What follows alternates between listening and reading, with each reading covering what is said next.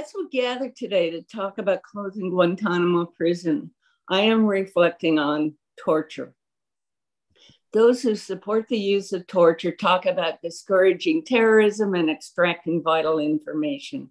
We know these are false arguments, but I want to raise the possibility that these aren't even the main reasons they support the use of torture. Is it possible that it is rooted in a psychological disturbance that can be called sadism, of which Merriam-Webster's dictionary's second definition is delight in cruelty? Sadism is difficult for people like us to understand, as we take delight in causing happiness in others. I remember a holy card one of the nuns gave us in high school that said simply, quote, "The vocation of a Christian is to find joy in bringing joy to others," end of quote. It didn't say to bring joy to others, but to find joy in doing so. We love that idea, which is why my patron saint, Francis of Assisi, is the embodiment of that vocation and the most popular of all Christian saints. So how can people possibly take delight in causing suffering? I've come to understand that human beings have the need to cause. To cause what? Anything, just to cause, in order to avoid the feeling of powerlessness, of inertness. I remember reading in Sylvia Ashton Warner's book, Teacher, that every child has two vents, the creative vent and the destructive vent. She said that when the creative vent gets stopped up, the child's energy is released through the only other outlet. This began to be made clear to me after a day's substitute teaching in a kindergarten classroom. Very soon after I introduced myself to the class, a girl handed me a picture she had drawn for me. Her gift left me in awe of her. Here I was, a stranger, having just appeared in her life, and yet she made me this gift. "You made this for me?" I exclaimed. She saw in my face and heard in my voice my appreciation and amazement, and she smiled big. I made her day, but not because I had planned on doing so, but because I was genuinely amazed. This girl was growing up in the vocation spoken of on that holy card. So I wonder, what if I had instead scolded her? "This is not art time. You're not supposed to be drawing pictures." And I imagine that this child probably came from a home where she was often received positive reinforcement of her loving deeds. So my rejection of her gift would not have made that much effect on her life. But what if it had been just one more rejection in a long train of them? And those who have had that constant rejection, this frustration of their creative vents, is this a seed of sadism? This whole cluster of thoughts about torture was planted in me decades ago when some Mexican friends invited a group of us to an exhibition in Mexico of actual torture instruments from the Spanish Inquisition. We know about the rack, but here were roomfuls of various cruel devices, of which one especially stays irrevocably in my memory. But the most impactful moment of the experience was with the insightful question of a young woman in our group. If these instruments were just used to extract information or to force compliance, she asked, then why would they have needed to create so many different ones? Her question struck me that men were having some sort of gratification thinking up new and different means to cause anguish. So how much of the defense of torture today comes from that sadistic place. We need to find ways of healing people of this while we work to bring the worst of them down from power. Let us create a society of people who find joy in the way that my little friend in that classroom did. The joy of bringing joy to others. Thank you, Carol Francis. I would like to hear from other people who may have reactions to your reflection, but I would just like to underline something that, and I will probably paraphrase it badly, but one thing that you said was that humans need to cause something, yes, cause pain, but to cause anything to compensate for the human sense of powerless and our lack of ability to feel that we are a source of causation. I thought that was that sense of power, human powerlessness, that can lead to some very ugly expressions. Would anyone else care to react to Carol Francis? You just reminded me of an old saying that a lot of human problems is based on our inability to sit quietly in a room. And yeah, I mean, it takes it to its nth degree, doesn't it? Yeah. So thank you, Carol Francis and Dave. Okay, unless there are any other reactions, I would like to turn the meeting over to a facilitator, moderator, and a longtime activist, Jon Krampner. Also chief cook and bottle washer. Yes, that was really very thoughtful, Carol Francis. Thank you for that. We have a strong lineup with three distinguished panelists who I'll be reintroducing in a moment. First, I want to mention a few things. In addition to our protest rally this coming Wednesday at the downtown Los Angeles Federal Building, there are a number of rallies around the country. There will be one at the White House in Washington, one in New York City on the steps of the New York Public Library, a vigil and march in Northampton, Massachusetts, a rally in Raleigh, North Carolina. So I guess that's either a Raleigh rally or a rally in Raleigh, organized by North Carolina Stop Torture Now. There will be a rally in Augusta, Maine, and since it's being held in Maine, they have a blizzard makeup day. There will be a press conference at the UC Berkeley Law School, which I hope will involve heaping imprecations and execrations upon the head of John Yoo, a faculty member there and author of the torture memos. There will be a rally in Cleveland and one in Honolulu organized by Veterans for Peace and World Can't Wait. I have sent the email about ICUJP's Wednesday rally to President Biden at the White House website, and I have encouraged him to watch the live stream, and I encourage other people to do so as well.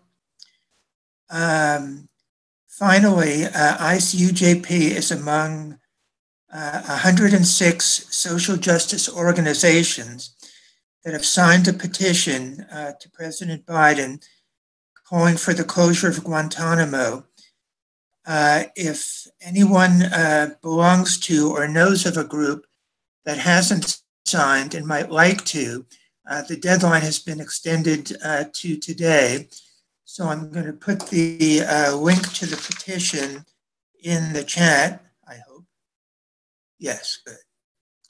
So, So if you know of any organizations that haven't signed the petition, feel free to forward it to them and tell them they have until the end of today. Okay, let's introduce our distinguished panelists. First, Mohammad Tajsar has been a staff attorney at the American Civil Liberties Union of Southern California since 2017. One of his areas of primary concentration is national security and counterterrorism policy, with a particular focus on the impacts of national security law on Arab, Muslim, Middle Eastern, and South Asian communities. We also have Michael Rapkin, who's coming to us today from Cabo San Lucas. Along with his son, he is a senior partner in the Marina Del Rey law firm of Rapkin and Associates. He has been a real estate lawyer for 46 years and since 2005, a member of the Guantanamo Bar. He had 2 clients in Guantanamo, both of whom were transferred out after undergoing torture and indefinite detention at the hands of the US government. And charges, of course, were never filed against either of them. Finally, we have the Reverend Ron Stief. He's an ordained minister in the United Church of Christ and executive director of the National Religious Campaign Against Torture.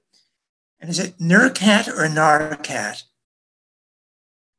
Depends on who you are. You can say okay, it. I always go with NERCAT, but I just wanted that's what I know if said. I was doing it wrong. I've heard it many ways. Thanks, John. Okay.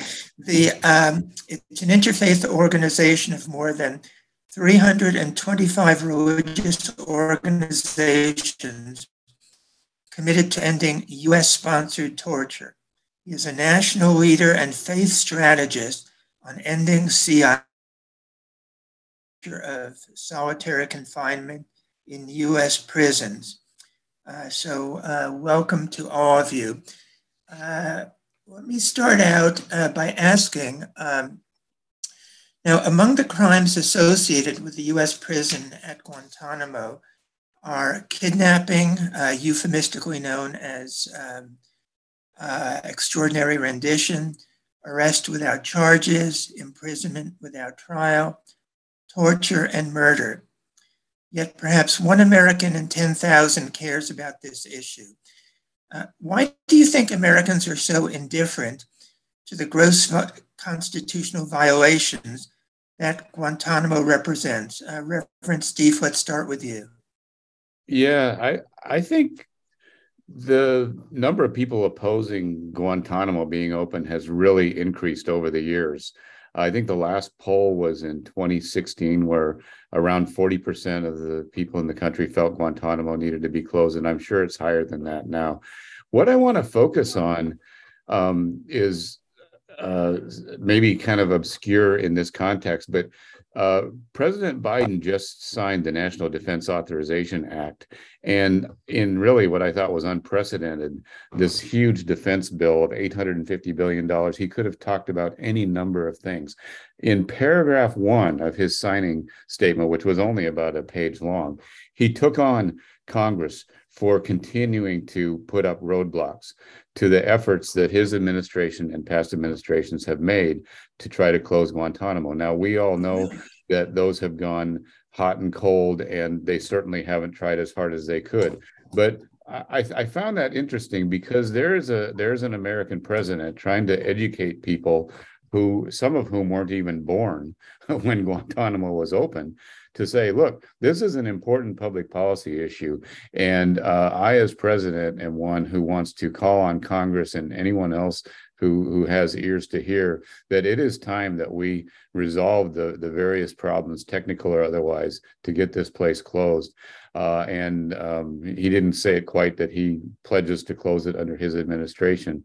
But I think the fact that he raised that issue in such an important must-do bill that is read by the whole defense establishment, everybody, was an attempt to try to kind of regroup and get people to start to focus on something that frankly has fallen quite a bit out of public attention over the past several years, because there's attrition of attention that leads to lack of awareness when something has been going on this long and nothing really ever seems to change. Great, thank you. Mohammad? Yeah, I mean, I also agree, I think, in principle, that it's not clear to me that Americans are indifferent to the continued sort of opening of Guantanamo. In fact, I think actually, likely if you poll most Americans, they'll probably express some, they'll be somewhere in the spectrum between mild disapproval and outrage, actually. I do think, however, that there is an indifference to the closure of Guantanamo from the ruling class. And that indifference perhaps was not so obvious, actually, right? So Obama ran in part on curtailing some of the sort of perceptible problems associated with the war on terror, and made closing Guantanamo a signature sort of campaign point, famously signed, on the first day of office, an executive sort of decree trying to figure out how to do that, right? But I think what happened is that he quickly found out, either himself or that was going to be quite difficult, or perhaps he came to the conclusion that he shouldn't really try all that hard to do so. And indeed, not just with Guantanamo, but with all of the kind of infrastructure of the war on terror, he actually, I think, pivoted from a commitment to end, or at least sort of destroy or dismantle some of that infrastructure, to actually, quite perversely, entrench it. And I think the last thing, my kind of, one of the things to take away from the from the Obama administration is that what we felt like was an opportunity to really dismantle the architecture of the war on terror, including what the Guantanamo represents, but not merely what Guantanamo represents, all kinds of other things. What really was an opportunity to dismantle that architecture became, in fact, something actually quite much more pernicious, which is a move away from the war on terror as an exceptional moment of governance to the war on terror as a permanent feature of American society. And I think actually that's where we're at. So my argument, and happy to talk about this more, my argument is that Americans remain opposed, I think, to what Guantanamo represents, but we are unfortunately ruled by people who have made Guantanamo and its ilk a permanent mainstay of American politics. It's not going away anytime soon, unfortunately. That's creepy and quite thoughtful. Thank you, Mike. Yeah, I'm thinking a little bit differently than the two previous gentlemen that have spoken, and I don't want to relate my answer to the Obama and Biden administrations and but rather the American people themselves. And while I've thought of a few reasons why many Americans are indifferent, I want to first acknowledge that there still are many Americans that are still passionate about closing Guantanamo due to its torture, the violation of the Geneva Conventions, denial of due process, and other things that you, John, mentioned a few moments ago. But at the end of the day, I believe that most Americans either do not care or do not know about the opening and the retention of Guantanamo way back in January 2002. And the reason is simply they are not directly affected by life in Guantanamo. They're more interested in paying their bills. And lastly, I believe that the immoral, illegal, ineffective Guantanamo base is barely, if at all, taught in schools. College kids today were not even born when Guantanamo opened its prison cells. So just like many states today don't even want to have the students learn about slavery in schools and Jim Crow, they're just not even learning about the greatest travesty I think we've ever had in the American history, which is what we've done to human beings in Guantanamo.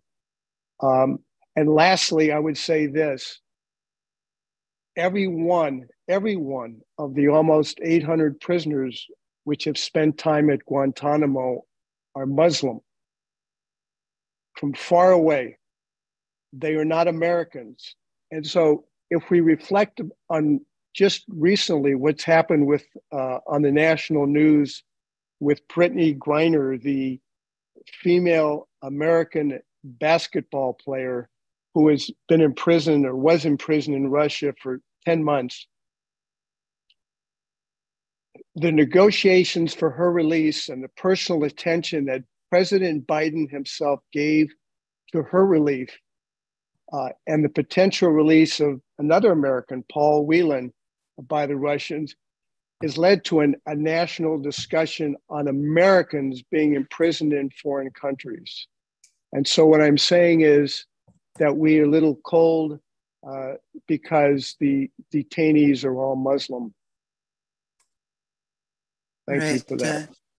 Yeah, well, thanks. That's an interesting range of responses, guys. Okay, another question. Activists know that most of the men imprisoned at Guantanamo are blameless and innocent, and that even the few men there who may have committed crimes can never be tried in a legitimate court of law because they've been tortured. But the US government has repeatedly argued that keeping our Guantanamo prison camp open is necessary to safeguard our national security.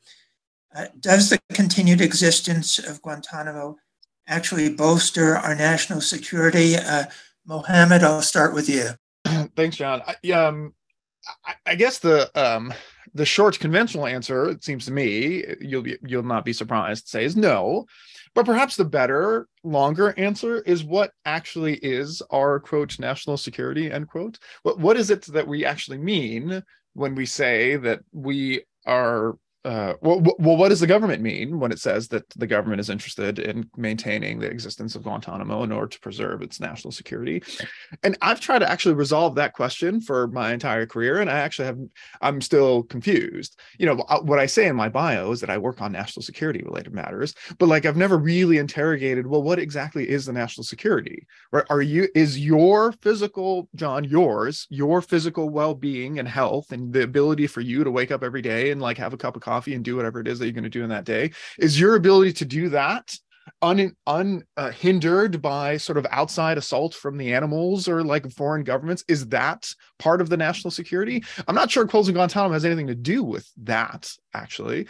Are any of us on a daily basis threatened in some way by something that is unlikely to actually that threat is unlikely to materialize because of the existence of Guantanamo? I don't think so, right? Is the ability of us to take our kids to school every day threatened by some force that will be put at bay from the existence of Guantanamo? No, it's not clear, right? In other words, with Guantanamo, it's not, and that's sort of domestically is what we mean by national security. The threats that face foreign American troops stationed on foreign bases in sites of military confrontation, is that kind of national security? It's not clear that is either, because when you send a foreign army somewhere overseas, is it justifiable for some foreign entity to engage in some act of violence against them? Perhaps, because that's what kind of wars are about.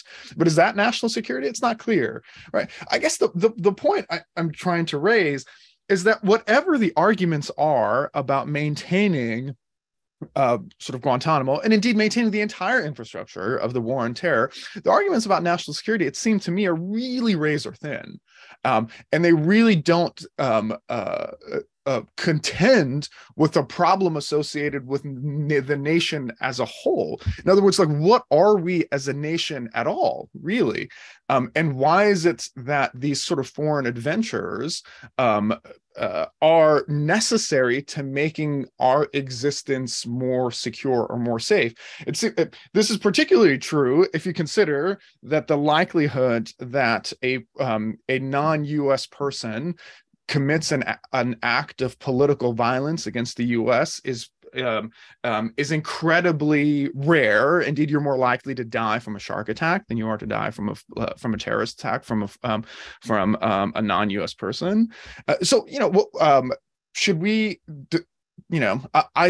Perhaps the solution actually is to build prisons for sharks, and put them there without charge, because sharks, it seems to me, are more likely to hurt us than foreigners are. So I guess all that to say that one of the things, at the end of this discussion, we'll talk about ways that we can all kind of contribute to the campaign to end Guantanamo. Perhaps one of them is to think, like, what really is national security? What is the nation? What really makes you safe and secure in your presence? And I guarantee none of it,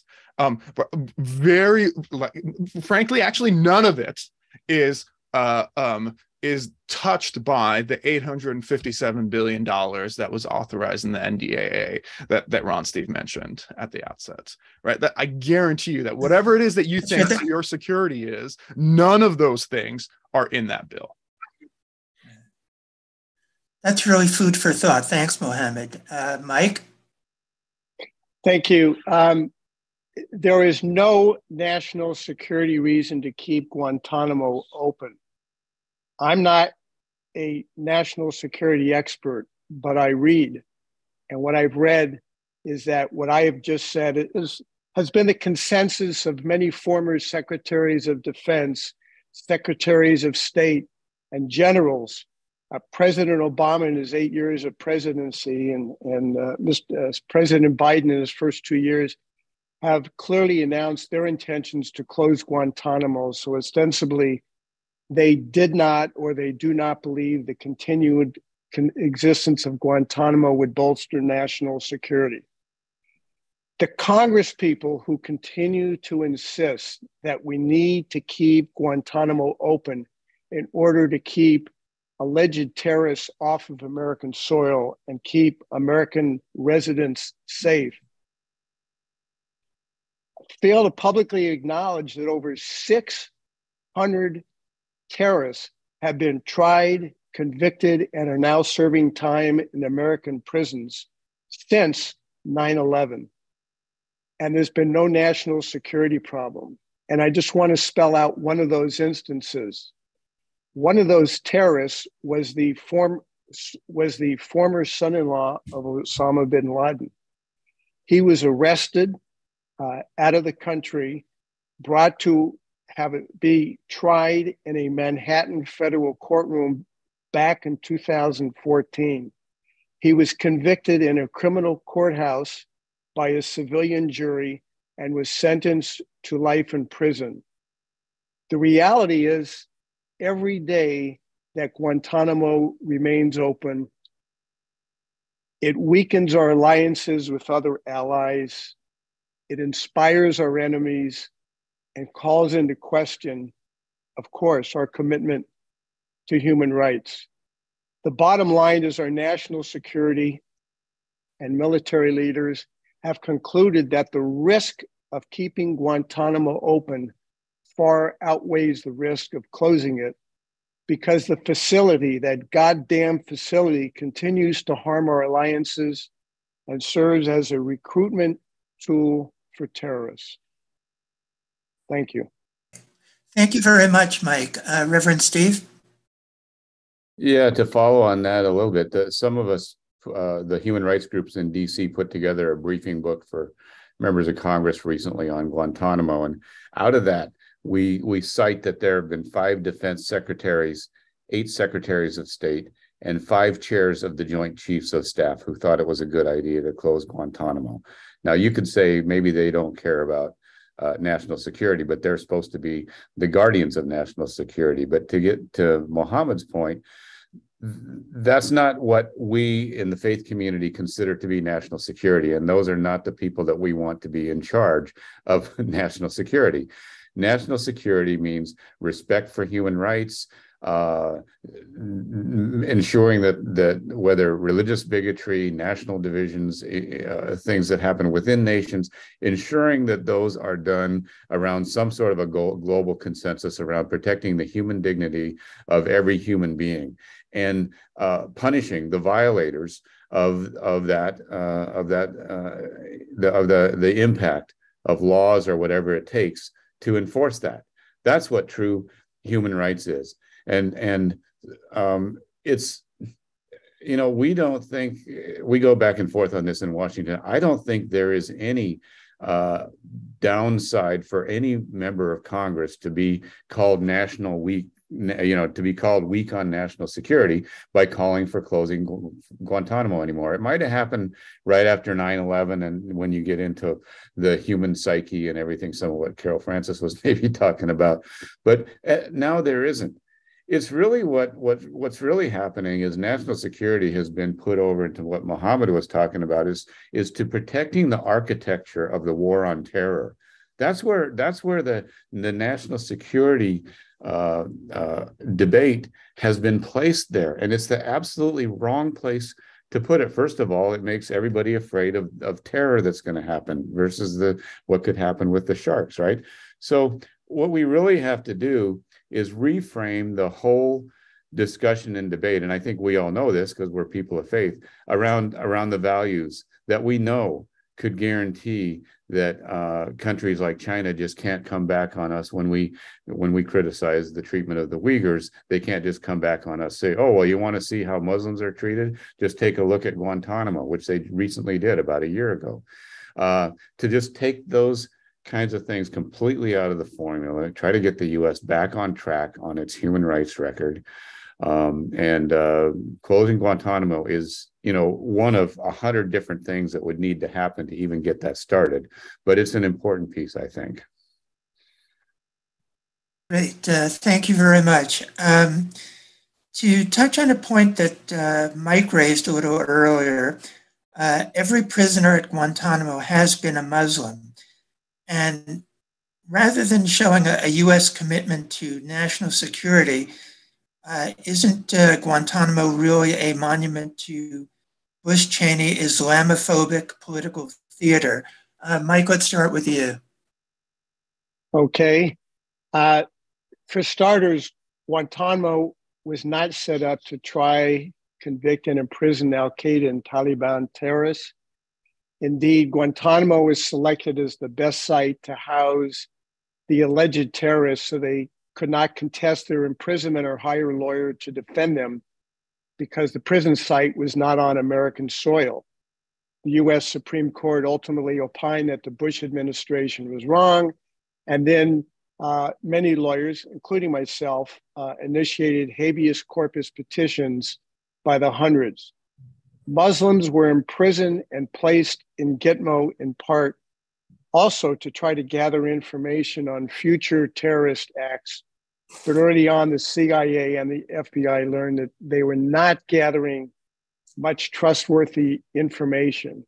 Therefore, I think the opening of Guantanamo simply went to show the American public that Bush and Cheney and the possible third war criminal, if I may be so out about that, they wanted to show they were tough on Islamic extremism.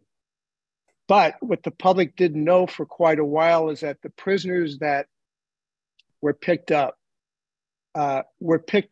mostly by Afghanis who were paid thousands of dollars by Rumsfeld, who used to drop flyers from helicopters saying, "Get rich beyond your wildest dreams." They were low-level soldiers. They were not caught on the battlefield. And ultimately, George W. Bush himself released over 500 prisoners. Generals were saying that people were picked up because they were in the wrong place at the wrong time. Obama released over 200 of them.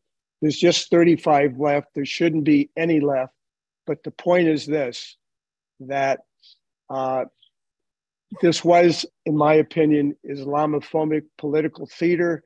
At the moment after 9/11, certainly George Bush standing in his Navy coat on that ship, I could picture it now, showing America how tough he was on terrorists. And this was somewhat political theater, which is why this is such a travesty. Yeah. Duly noted. Reverend Stief? Yeah, Guantanamo was opened during that time of the clash of civilizations, where the godless Muslims who promote terror are trying to take away all of the freedoms of the good people in the democracies who believe in the real God. I mean, that's the context that was built and really defended around 9/11, and I believe that's the context that was kind of the driving political philosophy of many of the people who have prosecuted the war on terror even to this day. And so from day one, the National Religious Campaign Against Torture, and many of us, most of us, did not do this work to try to close Guantanamo or to challenge the war on terror without also having a track of our activism be around stopping anti-Muslim bigotry. And I think that was an important part of the message that we all have been putting out for the last 20 years. I think that message has gained some traction in the US.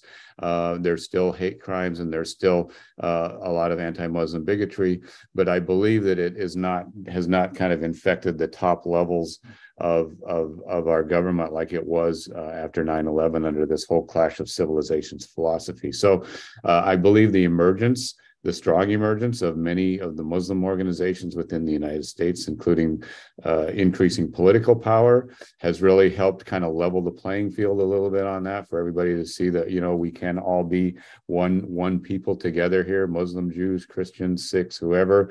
We don't need to be buying into this clash of civilizations idea. But then here again, as Michael said, you've still got this facility that represents all of the worst of what I just talked about, sitting there open with no one seeming to be able to figure out how to get it closed. And that is, I've talked to many of our Muslim members about the impact of Guantanamo being open. For them, it's not necessarily about them being Muslim. It's about them being in the United States and being in a country where they had hoped, especially for first generation or second generation immigrants, they had hoped that this was a country that would not do this kind of thing.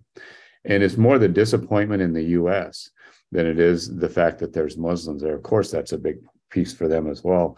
But many of them just express the horror that the United States has continued to do this over the years, because this is their country now, and they believe that a different kind of U.S. can and should emerge out of this period, and it really can't until we close Guantanamo, at least I think in many of their perspectives.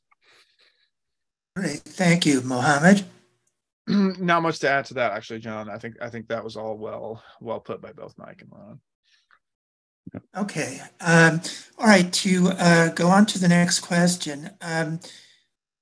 For people who don't care about the immorality and illegality of Guantanamo, there's the expense. It costs perhaps as $15 million per prisoner per year, not counting classified costs. And since members of Congress are sometimes prone to wax eloquent about fiscal efficiency and saving taxpayers' money, why doesn't this seem to bother them? Reverend Stief, let's start with you. Money gets thrown around, especially at perceived national security interests, without even discussion or debate. This is something that we have thought, and we don't think that anymore, but at one time we thought, well, maybe this is something that would get a Republican interested in closing Guantanamo. We even had the delusion, and I think Trump mentioned it once about how much is this costing us, just some off the cuff comment. But there's nobody that I know that has seriously kind of been able to get any traction from this idea that Guantanamo is costing us too much money and we should save the money. In fact, I think a year ago, there was a proposal by Senator Rick Scott to put more money in. And, we're in a situation now where the medical needs of the folks, the detainees that are still there, and Michael would know way more than I do about this, are exceeding the capacity of that facility to meet the need. And so you sit here and think, well, what is the solution here? Because Congress has banned detainees from coming to this country for medical care. And yet you don't want to spend more money on Guantanamo, yet you do want to be able to respond to some of these needs as the population ages, as long as we can't close it. None of us were in favor of adding money to redo Guantanamo, because then you could put Haitians in there, who knows, over the time. But in fact, there are some real budgetary needs, and there's some health needs, I guess, that aren't being met by the current budget, that we need to figure out a way to do that if this population of 35 people is going to stay there. It's the classic case of in our prisons here. You would rather that we not sentence people to prisons in the first place, but they are in those prisons.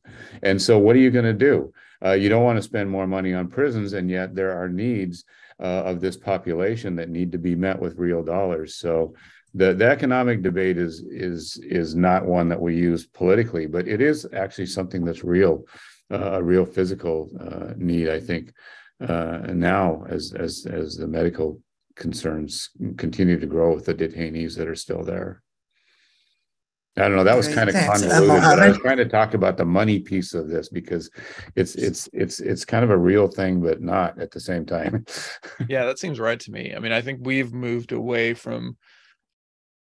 Perhaps we're never there. Actually, we being the ACLU and sort of others, talking about cost as a reason for shuttering the facility, but it becomes the reality is, as soon as you start to sort of talk about costs, you realize that actually fiscal conservatism doesn't really exist in the sort of national security context at all. Actually, there's really not an interest in tightening belts around military expenditures. To give you an example, right? So we talked about this year's NDAA, right? That was $857 billion.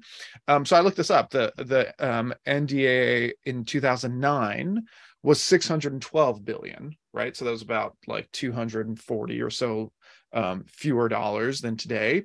But if you adjust it for inflation, it was 849.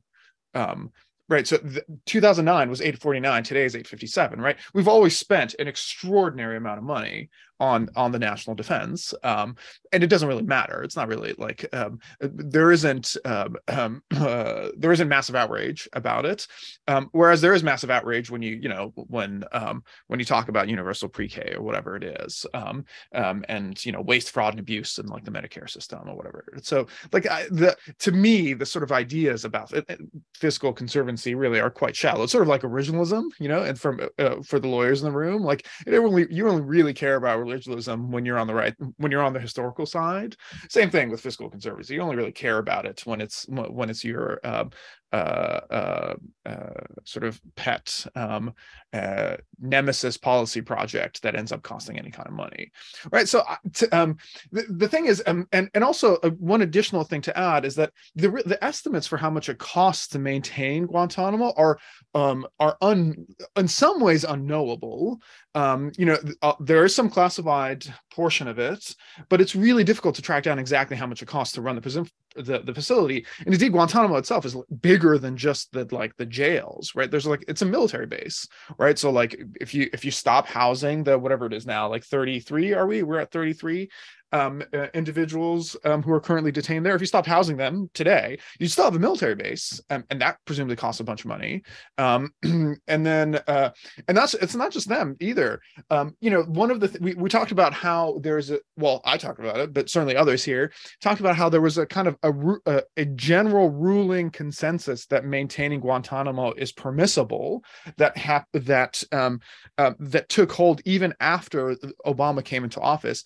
That one of the examples for how that consensus manifested itself is the continued insistence on the Department of Justice to defend the practices of the prison facility in the wake of habeas corpus petitions filed by a bunch of people in the Guantanamo Bar on behalf of their clients in Guantanamo, right? So all of these lawyers representing all of these detainees filed petitions for a writ of habeas corpus to be released from Guantanamo.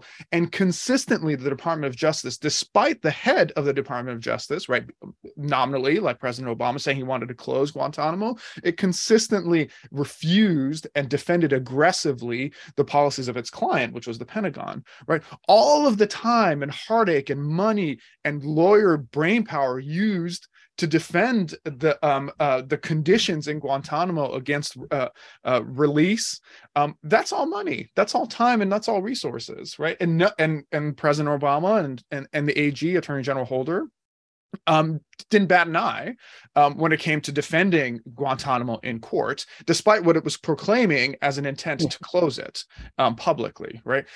That kind of, I think, those contradictions, the contradictions between what President Obama said, and indeed probably what President Biden will say and has said, and what actually materially happens on the ground in the court system is a contradiction that we have to grapple with, a contradiction that reveals that whatever it is that those in power tell us about their intent vis-a-vis the war on terror has to be scrupulously scrutinized and indeed exposed when given the opportunity. Great, thank you, Mohammad. Mike? Before I get to the why do the congressmen act the way they do and like paying all this money, let me talk about these costs. Number one, the most secure prison in the United States is the Florence, Colorado facility. You know how much it costs the taxpayer? $78,000 per prisoner per year. It costs more than $15 million per Guantanamo detainee. I believe it's $540 million spent this last year to keep Guantanamo open. How about the number 8 billion? That's a B as in boy. $8 billion has been spent so far to keep that shithole, legal black hole open. So the question is, why do the so-called fiscal conservatives vote to keep Guantanamo open? And I believe the answer is that the vast majority of Republicans and certainly some Democrats in Congress have a rule. And the rule is they do not want to allow any Guantanamo detainees to set foot on American soil. Therefore, Guantanamo must remain open. It was back in the last year of Obama's presidency in 2015 when he was at that time pushing to close Guantanamo, when Congress passed an update to the 2009 National Defense Authorization Act called the NDAA that Mohammed had mentioned. And that law prevented any detainee in Guantanamo from entering the United States for any reason whatsoever, including having a trial, even undergoing needed medical treatment, or even spending time in an American-based prison. So each year that that part of the act remains on the books, the bottom line is the detainees cannot come into the United States. And in order to close Guantanamo, we've got to put them in American prisons or release them, repatriate them, or charge them and try them in a real court, in a federal court, and not the failed military commission process. So bottom line is, if the detainees are not allowed into the United States, then they must be kept abroad. And that is why we keep Guantanamo open at $540 million per year. Great, thank you, Mike. All right, let me ask, we've been talking about Congress. It's repeatedly passed laws banning the transfer of Guantanamo detainees to the US mainland.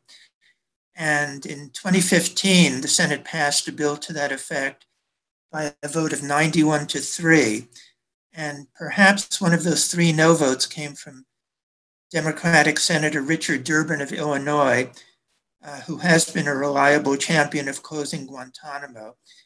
Other than Senator Durbin, do you see any particular people in Congress who can be counted on as allies in the efforts to close Guantanamo?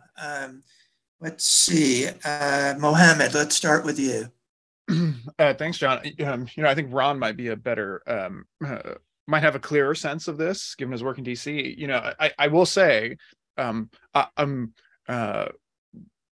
it seems to me that there's a distinction between, there's a sort of formal closure of Guantanamo and what I consider to be like the in practice closure of everything that Guantanamo represents, right? I suspect that there's probably quite a bit of consensus, well, not consensus, but quite a bit of Democrats that are interested in closing Guantanamo itself, the facility, formally. But I doubt very much that there are more than a handful, maybe 5 members of Congress that are interested in closing everything that Guantanamo has become, right? And what do I mean by that last point? So for instance, going back to the Obama administration, despite again what the Obama administration, many of whom are like the kind of apparatus is now like back with the Biden administration, many of them, despite a pledge to close Guantanamo, they defended the military commissions that were used to nominally to try some of the people that were charged, who were held at Guantanamo, right? They defended indefinite detention, right? The idea of detaining somebody indefinitely without charge because under the belief that they were a threat, right? They defended, as I said, against claims that people should be released on a grant of habeas corpus, right? They defended all of these different sort of policies. So I suspect that you're unlikely, with very few exceptions, to find anyone who's willing to stick to go out on a limb and say the military commissions should end. We shouldn't do this anymore, or that there shouldn't be indefinite detention, or that we shouldn't be holding people in these kinds of conditions, right? I don't know that we're going to find that many people. Perhaps perhaps a few, Senator Sanders, perhaps Congressperson Ilhan Omar, maybe. But I think that's a difficult question. Now, on the question of actually formally closing Guantanamo, you're likely to get quite a bit of support. But unfortunately, closing Guantanamo itself is at best now a symbolic move rather than an actual a symbolic move that'll get us somewhere, but is a very first step towards something that is much more a pursuit of justice that's much more intractable. Actually, that said, I am curious. It sounds to me. Yeah, actually, before he comes in, I just want to ask you a follow-up question, which is that it sounds like you're drawing a distinction between, Guantanamo, the facility, and I guess what we could call Guantanamoization, the set of principles which are carried out there, but which could be carried out anywhere. Yeah, certainly right. Yeah, I absolutely. I mean, there's nothing to say that when Guantanamo closes, all of the same practices don't reemerge in somewhere else. Indeed, somewhere else, even within the sort of continental United States, right? I mean, in theory, you could set up a military commission in Florida or in Santa Monica, right? You could. And there's an infrastructure for how to deal with that. It's stupid. You shouldn't, because the military commissions have been out like a failure of epic proportions that literally everyone will tell you it is. But you could. And so that's what I mean, right? You can we should close Guantanamo and wave a sort of symbolic flag, but then there's an entire sort of perverse kind of infrastructure that also must be sort of attended to, and I will say, we'll talk about it at the end, people have been doing it. Like, there are lots of people who are diligently working on and dismantling this architecture, but unfortunately, those people happen not to be members of Congress. Duly noted. Thank you. Reverend Stief. Yeah, so I think Mike was alluding to the fact that this really is a legal issue at this point. We need to figure out a way to try those who have not yet been tried. And I know there's a lot of work on plea agreements that's happening right now. And the reality around that and the need for that just got much worse with this last election.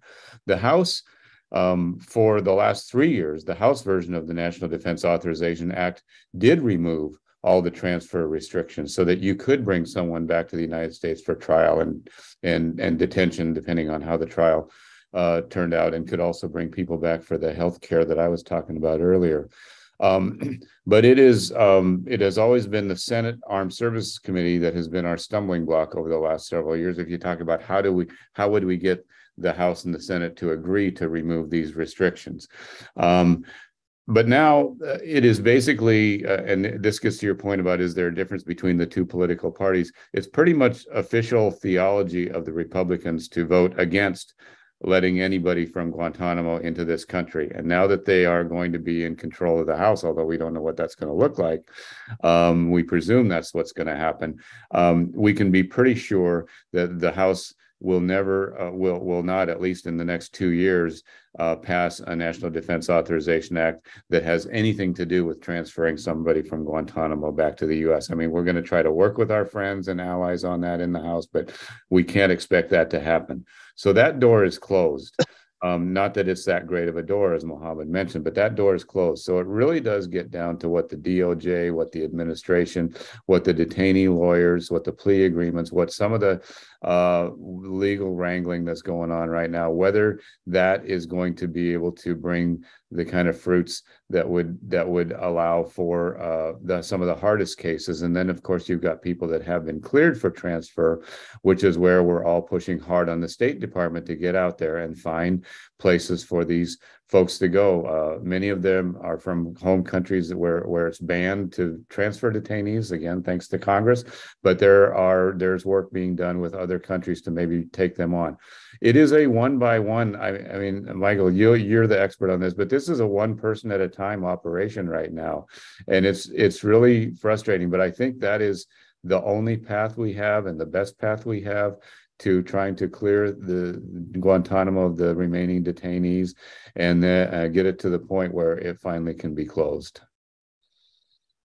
Thank you, Reverend Stief. Let me just ask you a quick follow-up. Other than Senator Durbin, who are some of the key congressional allies on this subject? Well, like I said, the House, the entire, of course, the NDAA is a big block. So you're right. You know, they end up voting for whatever happens. So you can't really tell. You can't really tell from what the voting numbers on that is who's in support. But there's a tremendous amount of support for closing Guantanamo.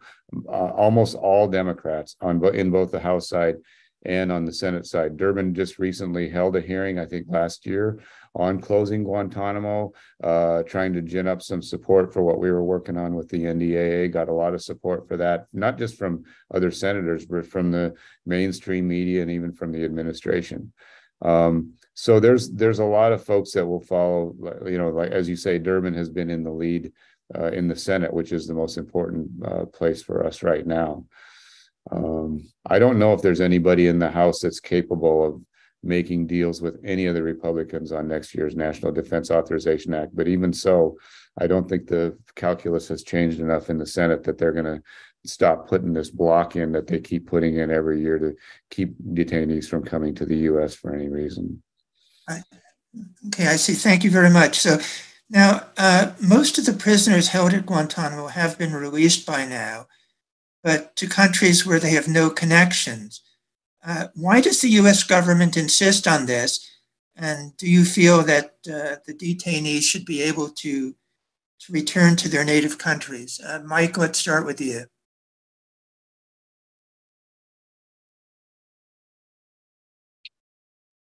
Mike, are you there? Yeah, I'm here. Okay.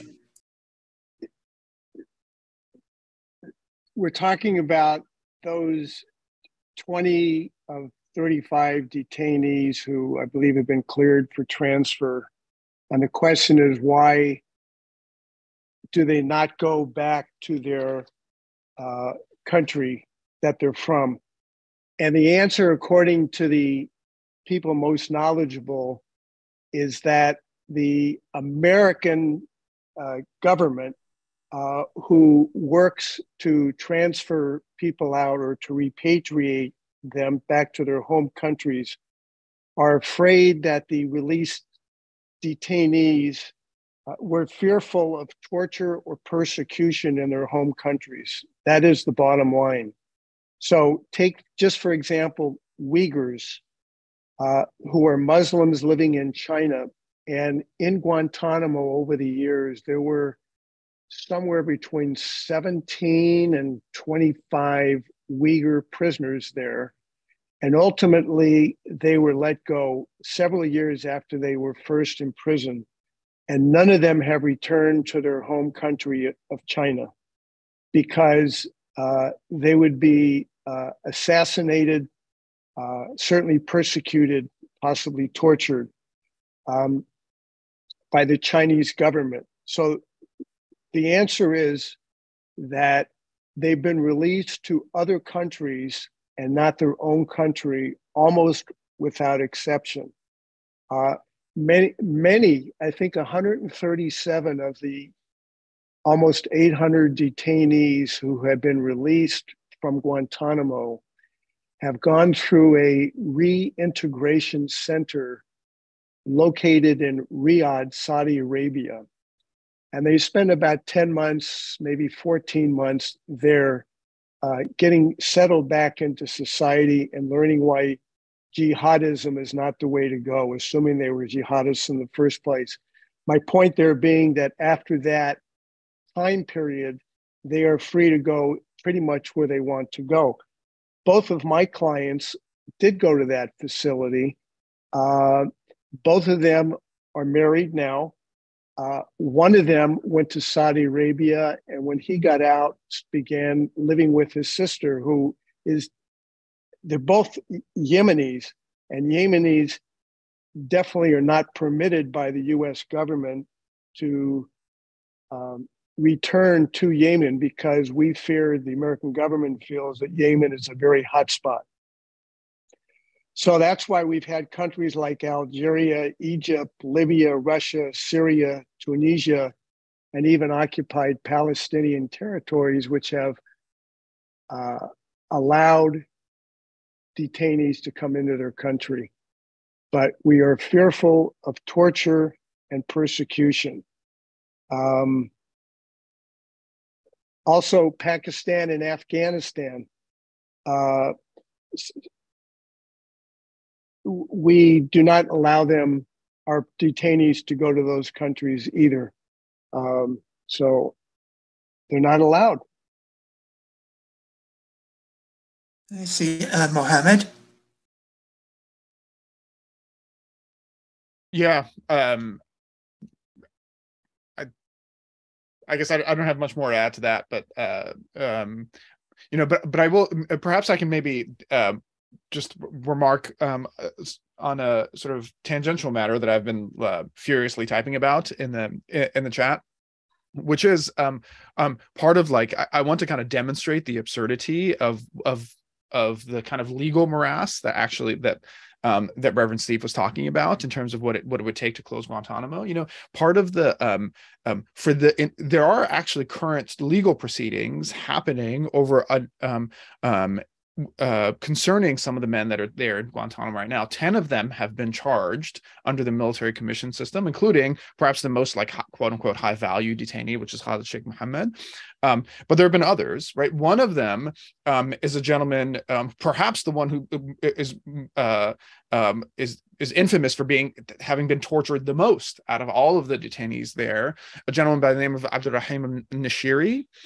He's a citizen of Saudi Arabia, and he was charged with involvement in the attack on the USS Cole off the coast of Yemen. And that attack happened in the year 2000, before September 11th and before Guantanamo and the military commissions.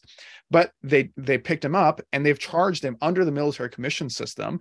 And during the course of his detention, Mr. Nashiri was subjected to the worst torture that you can imagine, including waterboarding, isolation. They mocked an execution of him during the course of his torture. Really extraordinary conditions. Anyway, he was charged under the military commission system, and he's currently in the military commission's proceedings.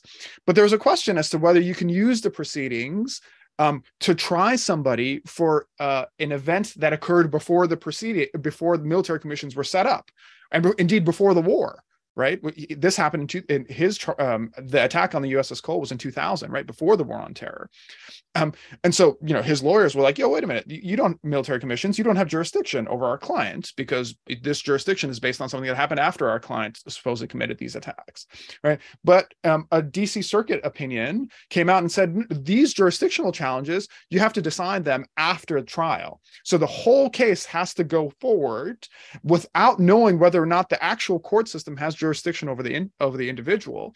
And then once the court proceeding is done, then we can decide whether there was jurisdiction at all to have the entire proceeding, right? So if you think for a moment about what that means, it could be that the entire proceeding that literally is now taking decades, he won't be tried before the end of 2014, maybe 2015. I doubt it.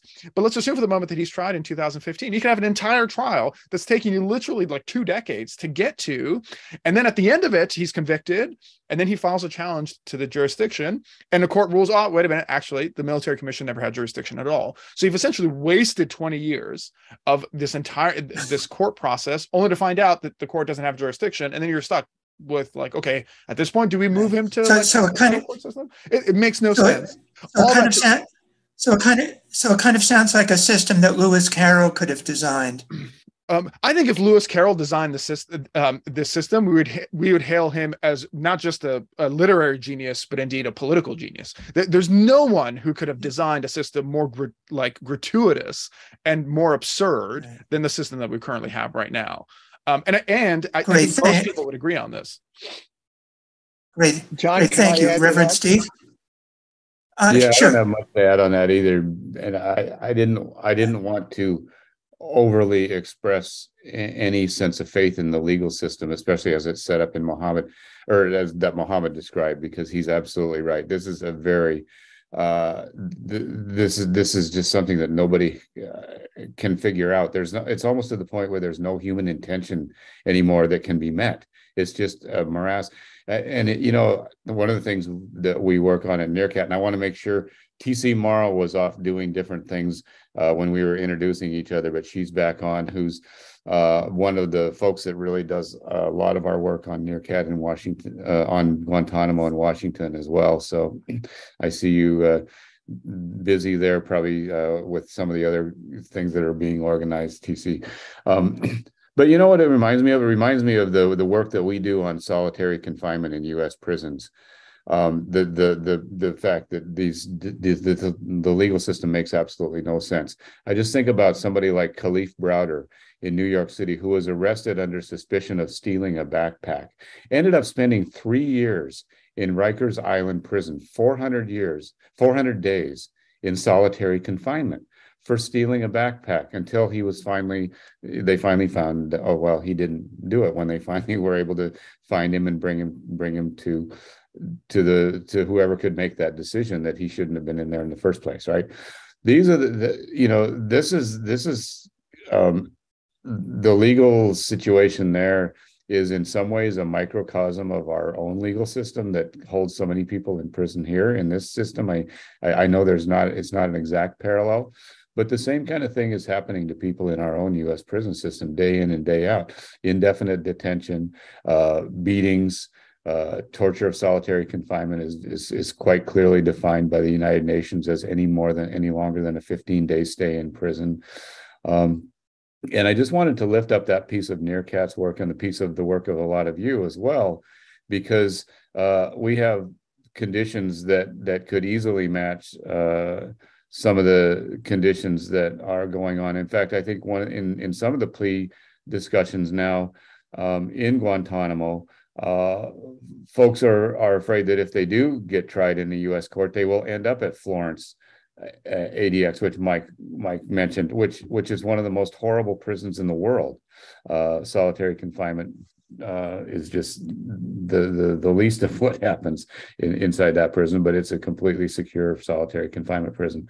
So we have a lot to do on the whole overall prison issues and how we treat our own folks here in this country, and it's a black and brown issue, race involved, and certainly there's a Muslim element to it as well in terms of folks that have gotten swept up who are Muslim kids who in the war on terror. So this is to us, it's kind of it's the worst case example of what's happening in the U.S. prison system, if you can even call Guantanamo that at this point. But it's certainly not the only place where we need to put some major pressure right now on reform. Great. Thank you, Reverend Stief. Let's go to, yes, go on. Briefly, yes. This is Mike. Can I have a minute to further discuss the failed military commission? Just to add to what has just been discussed, the military commissions that take place in Guantanamo has failed, will always fail.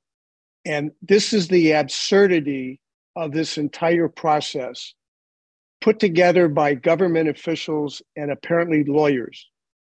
Do you know, if you are being tried like Sheikh Mohammed to be put away in death, that you and your lawyer cannot see several items of evidence that the prosecution has and cannot, will not, and does not turn over to the defense? In any United States court, the prosecution is obligated to turn over exculpatory evidence. So the defendants here, the detainees, are not even allowed to see the evidence. In addition to that, hearsay is allowed, so that many of the detainees, including my second client, were detained for Mike, many years. I apologize for cutting in, but can you kind of wrap it up so we can go to audience questions, please? Yeah, I'll wrap it up by simply saying that the rules keep changing, the judges keep changing, and hearsay is allowed, and the Military Commissions Act is a failure, and Sheikh Mohammed will probably never face the death penalty, period.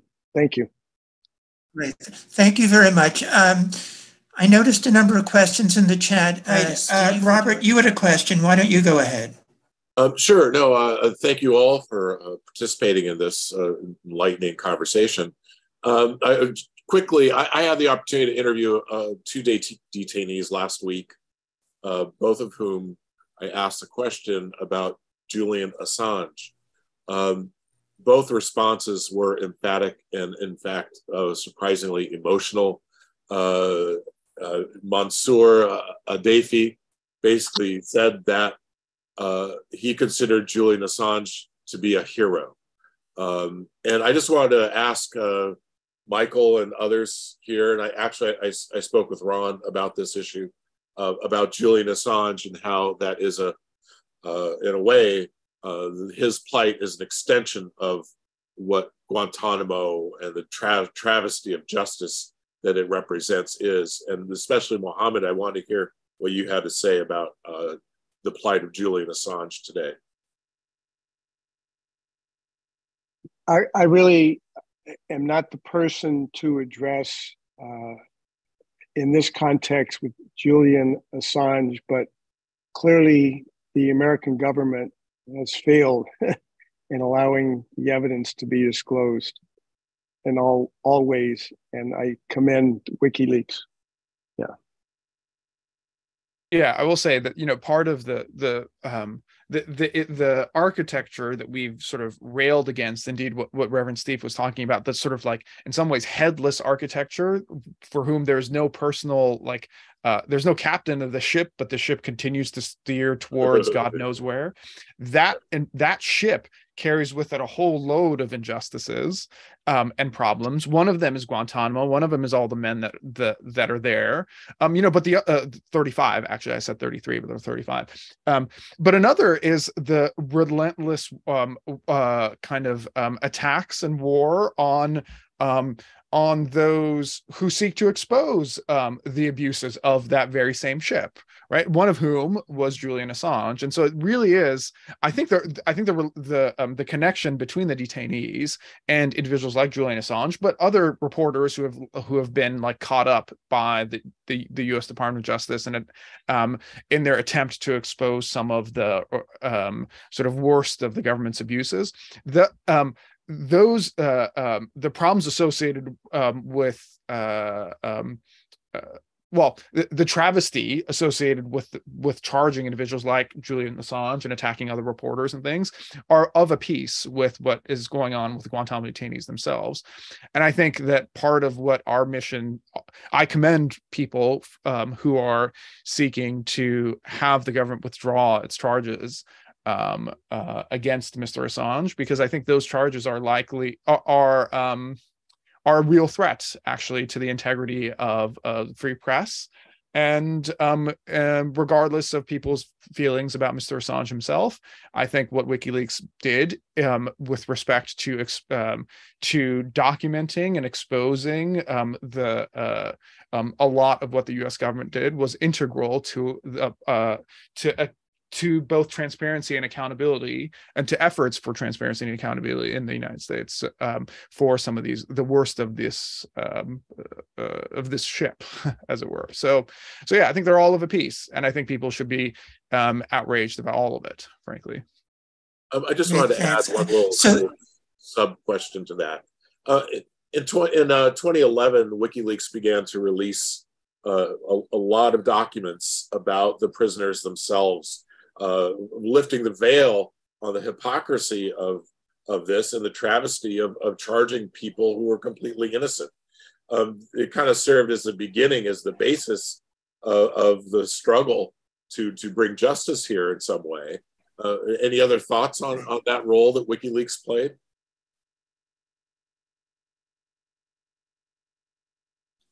Well, I while that's being considered, yeah.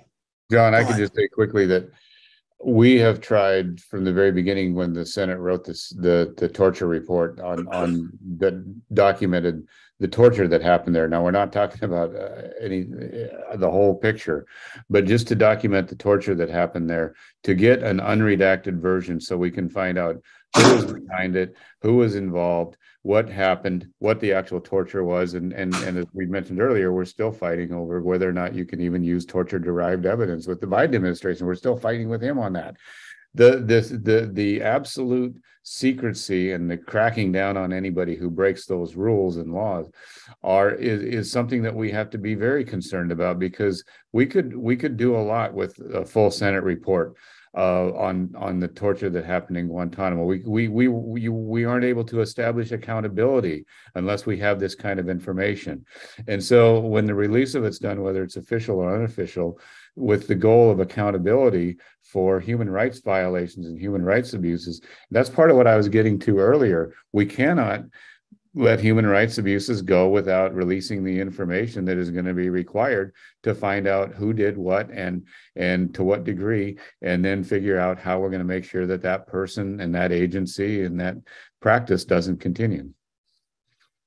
Great, thank you. Yes, I posted an article in the chat that deals with funding, and I think we all know that war is a racket. So to me, it's all a revenue stream. And in the article, it breaks down what the military has proposed as a health facility, $435 million. But the rest of the article shows where the money is. And so I think you look at it as an opportunity. And unfortunately, we know there's the fascism and there's a partisan divide. To look at it and maybe use the focus on the funding with the extreme right, they're not going to want to spend that much money. Unfortunately for them, it's like, why spend all this money on people that they don't like to get health care? So I thought the money issue would be important to focus on, because sometimes we all are passionate about human rights, but if we don't focus on the money, they're going to make us do a lot of spin. And so I wanted you to talk to the article and the funding that the military has already proposed, because then that's just going to keep the system going. And their proposal is for 30 years to keep that facility open. Okay, thank you. Do any of the panelists want to comment on that? I have nothing to say.